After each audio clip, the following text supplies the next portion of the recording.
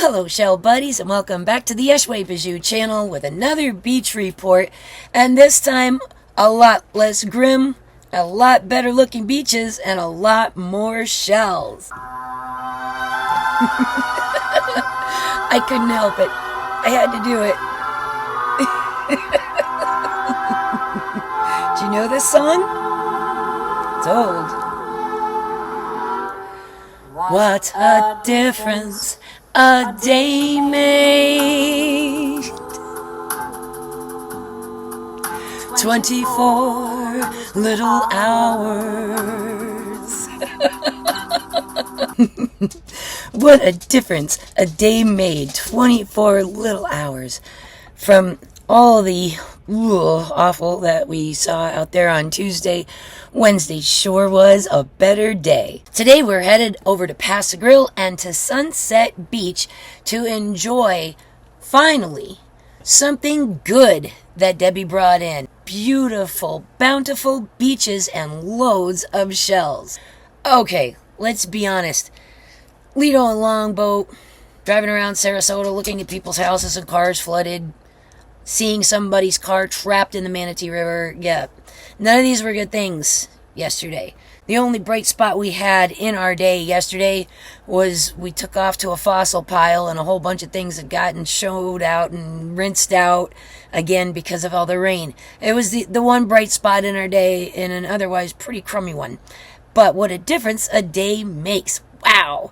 Out to Pass-a-Grille today, then on to Sunset Beach. To piles, and I mean piles, of wonderful beachy, oceany goodness. Piles and piles of shells. I always feel like after a storm, I know it takes a couple of days for things to wind down, but I always feel like after a storm, it's sort of like the ocean's way of saying, yeah, I know I jacked you up. I'm sorry. Here, for your troubles. And just platters up some really, really great beach finds. We started our day out at Pass-a-Grille, so without further ado, let's get out there and take a look at things, including the dredge project, which I have a pretty nifty update for that too. Alright, here at Pass-a-Grille. We're starting off over on the dog beach side. The equipment isn't running yet, and we don't know if that means they have to reset it back up or what. And of course we can't see anything from behind the dunes over there. So we're going to start out here at the dog beach and then make our way around the bottom and see what things look like. Oh my gosh, there's monster piles. Monster piles. Alright, here's a good sign. The little stairs are here too. Last couple of storms that hasn't been the case. Oh my goodness. It's been a hot minute since we've seen Pass-a-Grille looking like this. This is wonderful. This entire side of this beach is covered with shells. Look at the sand, John. It's gone. Now, just to remind you, here is what that same spot looked like when we were at Come Shell With Me. I mean, this is crazy. Look at how we used to, I've mentioned this before, we used to be able to walk under this dock. Now, there's got to be 2-3 extra feet of sand over here. And here's what it looks like now, following Debbie. We can go under that dock again. Holy cow. What a change. And these are pretty spiffy piles here too. We've got a lot going on here. The sea is so much calmer than yesterday. It's fabulous. The weather is brutally hot and the shells are here. Look at this. And it looks like people have been working in the pile too already, because it is scooped through, but that's quite a pile of shells.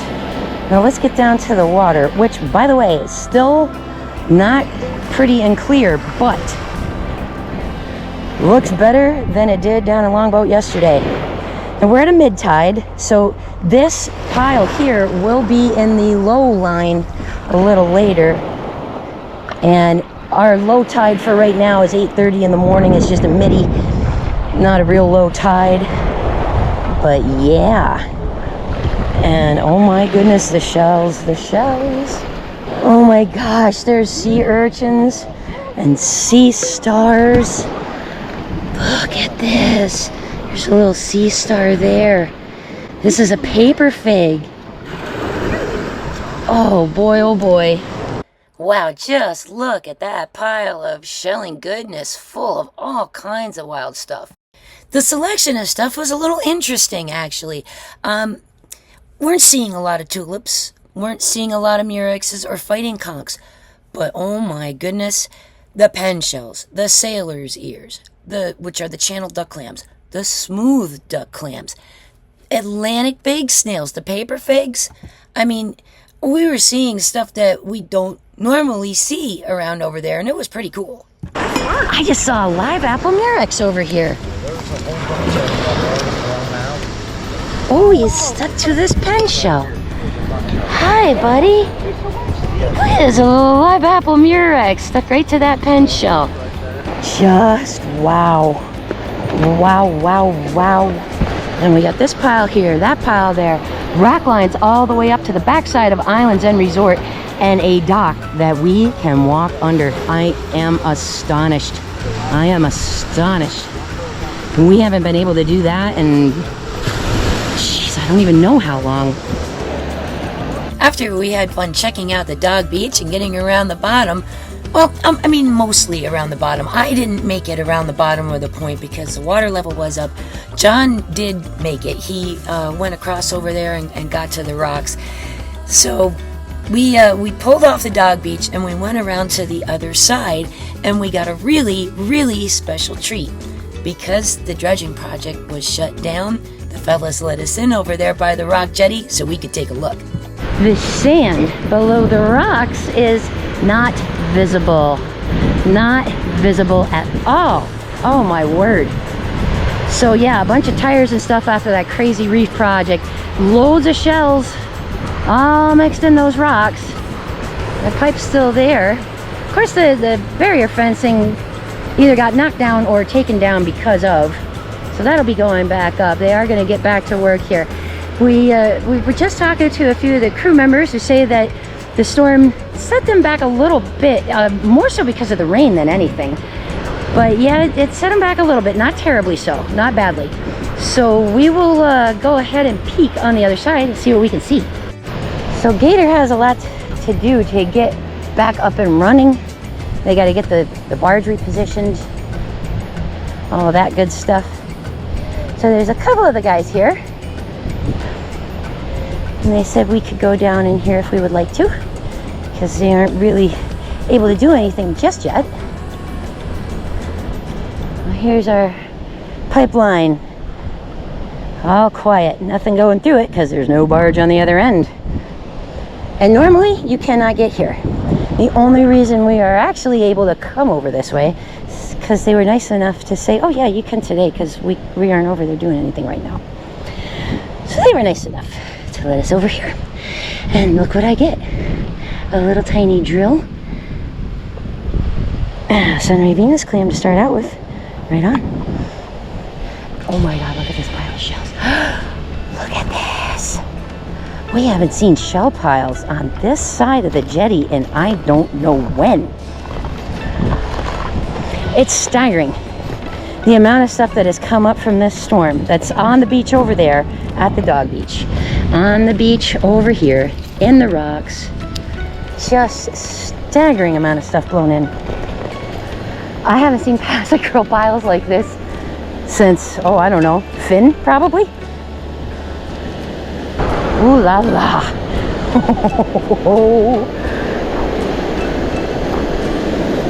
This is shelling heaven. Look at this. The water looks a little better than longboat.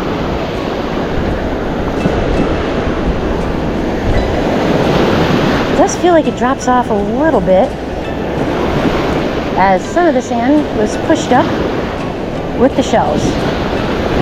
There's a bunch of stuff in that water, and just massive mound over here. And again, normally would not be able to get over here, but the dredge project is slightly stopped because they have to get the barge back in position so they can pump sand. And of course, yesterday was way too rough for that. So I see a baby horse conch sitting right there, pretty as you please. Hello, beautiful little horse conch. Oh. So I want to say thank you also to the fellows from Gator Dredging, and just to say, man, these guys did not have an easy time of things the last little bit. They had to kind of shut down the job because you can't have flat barges with heavy equipment on them pitching and rolling in 5 to 7 footers with a big bunch of storm surge on top of that. So their lives were not made easy. The barges that were out in the pass had to be pulled in and brought to safe harbor, and therefore the pipe was disconnected, so nothing is currently flowing out there right now. As a result of this, because water levels even today were still too high, and even today they still had a lot of wind and a bit of chop on the Gulf, so they weren't able to really get started again, and they anticipate being fully back up and running again by the end of this week, according to the fellows that we talked to. And this is phase 2 now for the dredge project, so it will be 24/7, especially now because of Debbie Downer. We have to make up some time, make up some work, and put a little bit of sand back, because a little bit did get washed away. Not nearly as much as I had thought would come from that side of the Gulf. And what a treat to be able to go to the other side of where they had been working, where our beloved rocks had been blocked off for so long now. Now, the bummer about this is there's a little bit of sand missing out of there too. More rocks than you will remember seeing the last few videos have been exposed, and some of that sand that was in that little area in the little shallows has gotten pulled back out. So there were piles of shells mixed in and among the rocks, but on that half mid-tide on our way up to high tide, boy, there was no access for me on the walker to get down there. John had all he could do to get down there himself, and he actually went around the bottom, and with the tide coming in the way it was and as rough as it was, and with a lot of sand that was missing, made the water a little bit deeper over there by the rocks, which made things kind of slam a little harder. So it wasn't really safe for me to attempt that. John was able to get up and around and go in there and see, and oh my gosh, there was boatloads of shells, and loads more I'm sure to come. But bottom of the rocks, which is my favorite spot to go shelling, for me was not accessible, but it was for others. If you went around the bottom of the point, you could get to there. So there were, of course, people there shelling. We weren't the only ones, but we did have a fantastic time out there. I also had a nice little bright spot today, meeting a gal named Iona, who's known as a mermaid, actually. She does the full-on mermaid thing, and she has an Instagram channel and a TikTok with a pretty decent following. And she's really discovering how much she likes shelling now. So it was really fun to meet a new shell buddy and a fellow content creator who gets it, who was into it. We had a great time, lovely chat, and it was a lot of fun. So Iona, it was lovely to meet you. And it was really lovely to talk with the folks who've been watching my channel and have been following the Pass-a-Grille updates. I got some really very complimentary things that were said today about watching to see my reports and making their decisions based on where to go by what they see in my beach reports and updates. As far as I know, I'm one of the only channels that'll give you real-time information the day that I shot it. And I can't tell you what a struggle that is sometimes to wade through a few hours of footage, pick out the parts I need for a beach report, and then set aside everything for a shelling video for you in full later.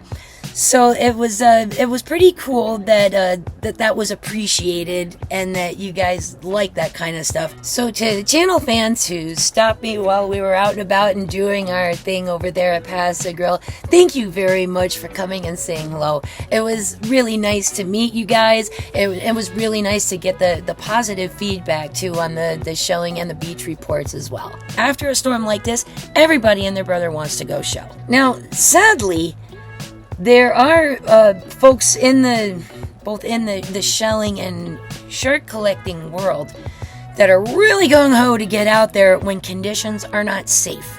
And one thing I won't do is encourage you guys to do that. I don't want to give anybody information to tell them to go do something that isn't wise, isn't safe. And going in to Shell right following the storm on Monday, that was not safe. You don't know if any kind of bad things from like sewer backups have ended up in the water that you're in.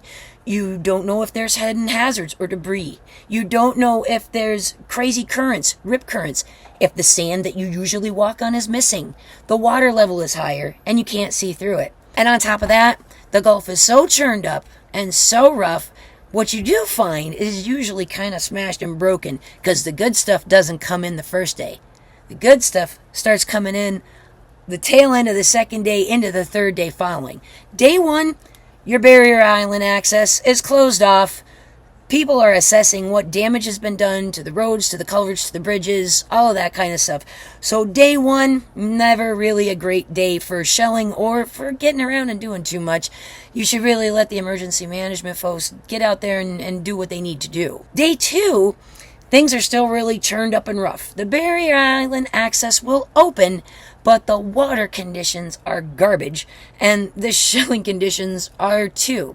It gives you a bit of an eye-opener on what happened from the storm, and it shows you what things, what kind of level of flooding or damage or things like that. When I can get out and show you that, I will.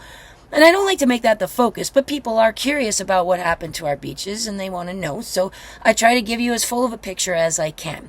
So day two, even when you can get onto the barrier islands again, water levels are still high, side streets are still flooded, shelling conditions are still, not the best.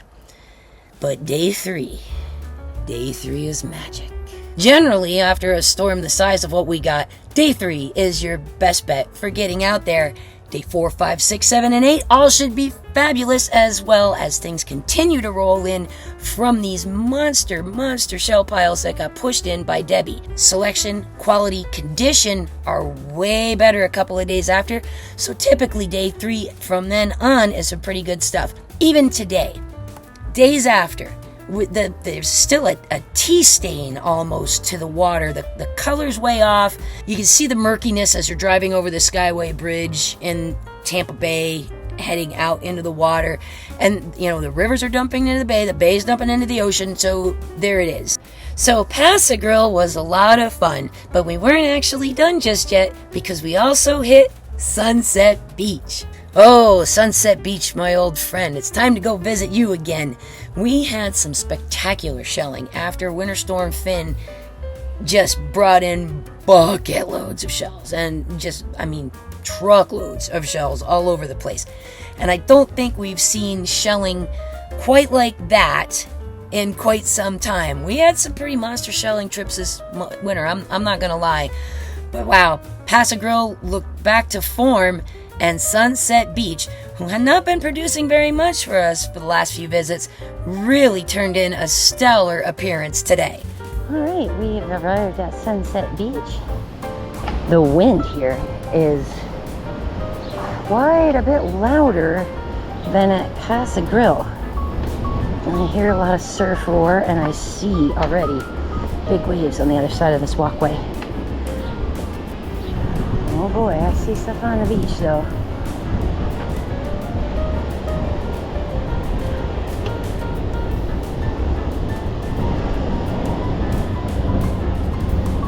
The surfers are out. Sunset is known as a place you can do that.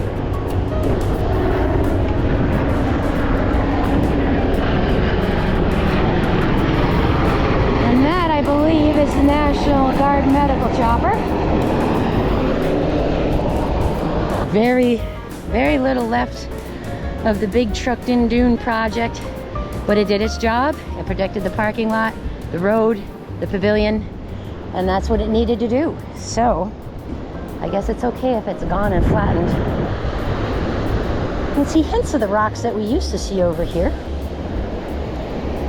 and I can see that there's a massive boatload of pen shells on this beach. What else have we got? We got some scallops here, a lot of the pen shells, a lot of the Atlantic cockles, got one that's hinged over here. What do we got here? No, is it? It can't be. Huh? That is a hinged fragile macra. Kind of see that there's light. You can see my fingers moving back through there. This is a much different shell than the surf clam. Great little find. A hinged fragile macra. Ooh, I see a sand dollar in here. Look at this. Sometimes that's all you see of them. Make a circle around it. Get your fingers underneath and lift. And that'll tell you how big it is. And it looks to be definitely expired and totally collectible. And that, oh my God, is a little dove strawberry cockle. That is a really rare find.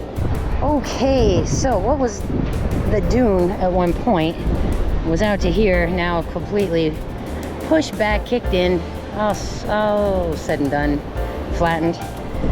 But they did their job, which was protecting the road, the parking lot, the pavilion, and a few other things. So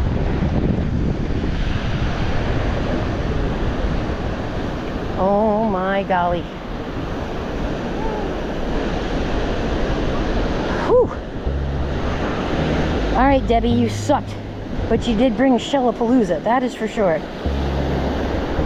Piles of stuff here, piles of stuff at Pass-a-Grille, and I'm suspecting at Lido now that it's calmed down. Right, I want to come over by these rocks just for a second and see what the water's like here too, because stuff does build up around this little spot. And oh yeah, there's lots of shells in here. Oh, beauty. I just saw a little pen shell down here. He closed himself back up. Or he tried anyway. Yep, he did. I took a seat on the pile because I had to change my battery.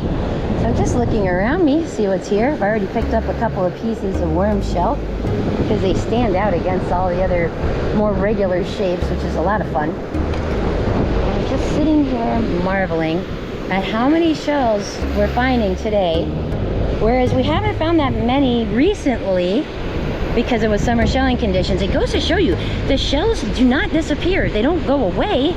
They just need a little more force to drive them up onto the beaches for you, that's all. So summer, the ocean tends to be a little calmer and quieter until we get into storm season. But obviously, the shells that we weren't finding here at Sunset Beach were all just right out there. They were all just in the water. And today, as an apology, I suppose, Debbie's winds and ocean are giving us gifts. Look at the moon snail. Oh, that's a nice one. Super, super duper nice. And look at the size of some of the sand dollars they get around here. Wow. And there's a nice big hinged Dosinia. And we have an alternate talon. And a very crusty fighting conch. And there's an olive. Now for me personally too, I also like when there's a shell pile and the water's hitting it, because it keeps things wetter and it's easier to tell what's in there. And I kind of like also the back of this pile for the same reason, because things get pushed up onto it and then pushed back. So I like to look at the backs of these piles as well as the fronts of them. Another pretty yellow cockle. They are phenomenal here today. And look, there's a little calico clam. Look! John! Albino baby whelk! That's an albino baby whelk. And that one I know is albino. It's purely white and it's see-through. I can see the light coming right through it. That is a beautiful albino lightning whelk. Oh! An albino lightning whelk.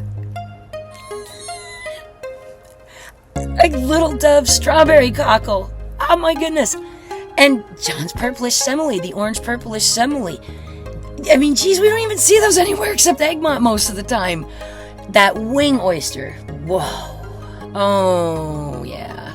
There was some choice stuff in there. A lot of really fantastic finds. Lots of little critter encounters and all kinds of things to see and do and touch and play with.